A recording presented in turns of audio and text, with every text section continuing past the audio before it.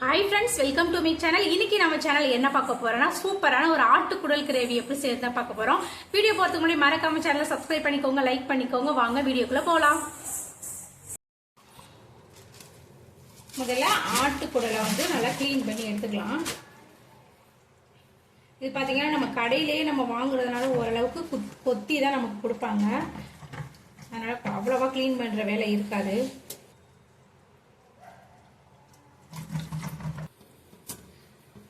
ஓரளவுக்கு அவங்களே இந்த மாதிரி க்ளீன் பண்ணி கொடுத்துருவாங்க. நம்ம லைட்டா க்ளீன் பண்ணினா போதும். அவங்க ஓரளவுக்கு உள்ள அந்த ஆட்டு கழிவுலாம் எடுத்துட்டு தான் கொடுப்பாங்க.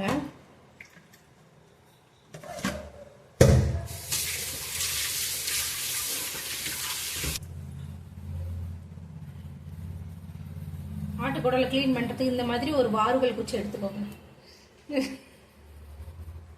வாறுகள் குச்சி எடுத்து நம்ம ஆட்டு குடல்ல விட்டோம்னா அப்படியே நமக்கு குடல் வந்து திருப்பி வந்துடும். அப்போ வந்து உள்ள கழிவுல நம்ம எடுக்கிறதுக்கு ஈஸியா இருக்கும். பாருங்க, இப்போ நமக்கு அப்படியே உருவணும்னா நமக்கு குடல் திரும்பிடும். அதுல கழிவுகள்லாம் நமக்கு வெளியில வந்துடும்.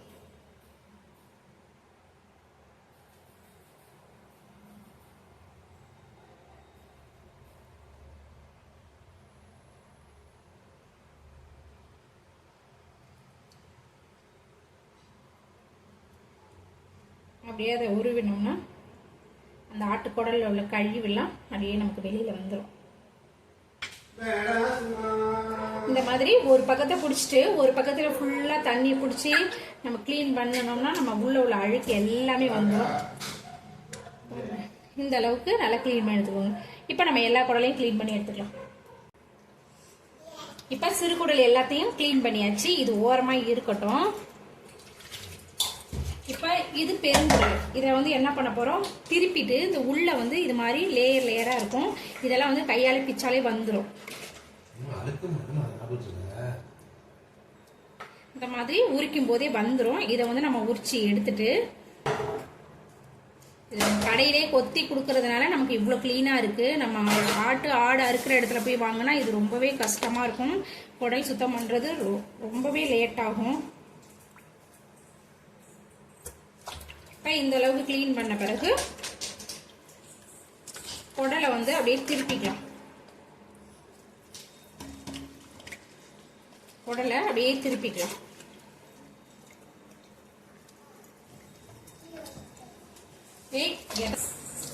சில பேர் வந்து இதுல உள்ளதை சுரண்டிட்டு இதை அப்படியே கூட கிளீன் பண்ணுவாங்க. நம்ம வந்து இதுல சுடு தண்ணியை ஊத்தி இந்த மேல உள்ள லேயர்லாம் நல்லா உரிச்சு எடுத்துக்கலாம். இப்ப இதுல நல்லா கொதிக்க தண்ணியை இந்த குடல்ல ஊத்திக்கோங்க.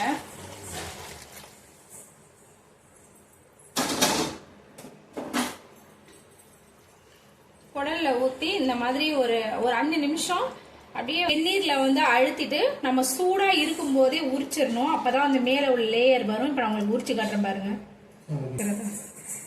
இப்ப பாருங்க, உங்களுக்கு நான் உரிச்சு காட்டுறேன். தெரியுதா எவ்வளவு அழகா வந்துட்டு பாருங்க.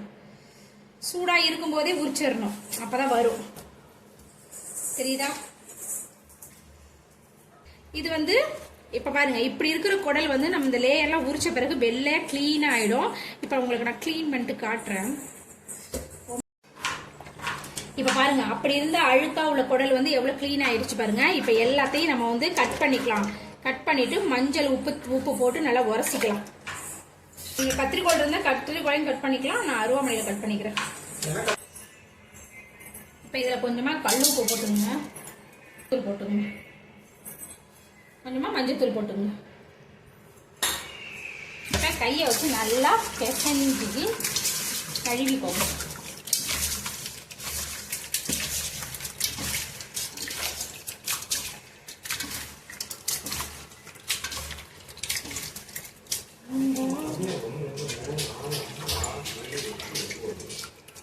குடல் வந்து கிளீன் பண்ணியாச்சு. இப்ப நம்ம சமைக்க ஆரம்பிச்சிடலாம். குக்கர் எடுத்துக்கோங்க.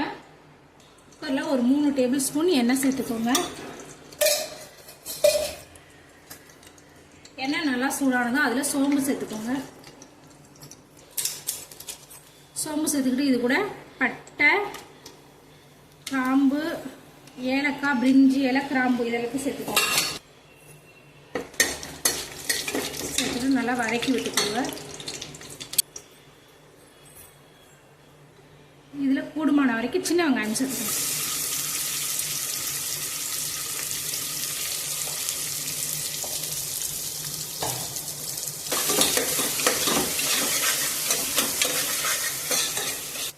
வெங்காயம் வதங்கும் போதே இஞ்சி பூண்டு விழுது ஒரு 2 டேபிள் ஸ்பூன் சேர்த்துக்கோங்க. இஞ்சி பூண்டோட பச்சை வாசனை போற அளவுக்கு நல்லா வதக்கி விட்டுக்கோங்க. இப்போ இதுல தக்காளி சேர்த்துக்கோங்க.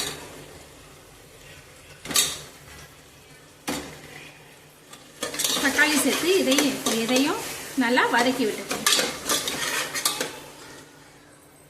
இது கூட 3 பச்சை மிளகாய் சேர்த்துக்கோங்க. உப்பு சேர்த்துக்கோங்க. நல்லா வதக்கி விட்டுக்கோங்க. ஒரு டீஸ்பூன் மஞ்சள்தூள் சேர்த்துக்கோங்க. இப்போ நம்ம க்ளீன் பண்ணி வச்சிருக்கிற குடலை இது கூட சேர்த்துக்கோங்க.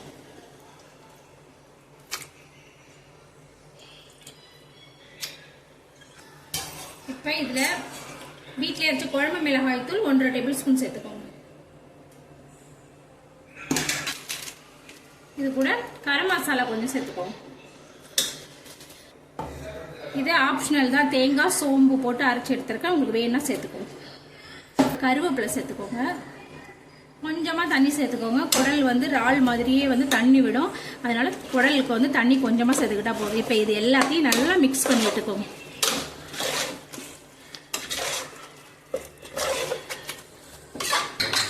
இப்போ குக்கரை மூடி 8 விசில் வச்சுக்கோங்க.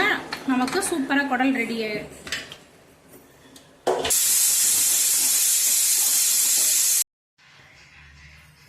இப்போ 8 விசில் வச்சாச்சு. விசில் நல்லா அடங்கிடுச்சு. இப்போ நம்ம ஓபன் பண்ணி பார்க்கலாம்.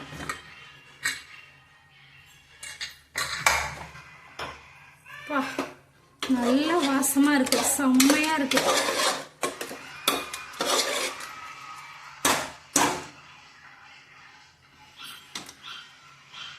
பாருங்க குடல்ல வந்து எவ்வளவு சூப்பரா இருக்கும்.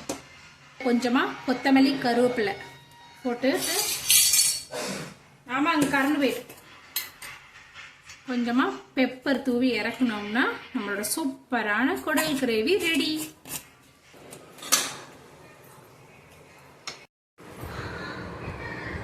அவ்வளவுதான், சூப்பரா குடல் கிரேவி ரெடி ஆயிடுச்சு.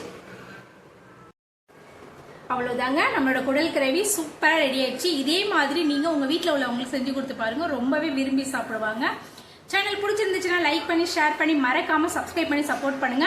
நாளைக்கு இதே மாதிரி வேற ஒரு வீடியோல பார்க்கலாம். டாடா பாய்.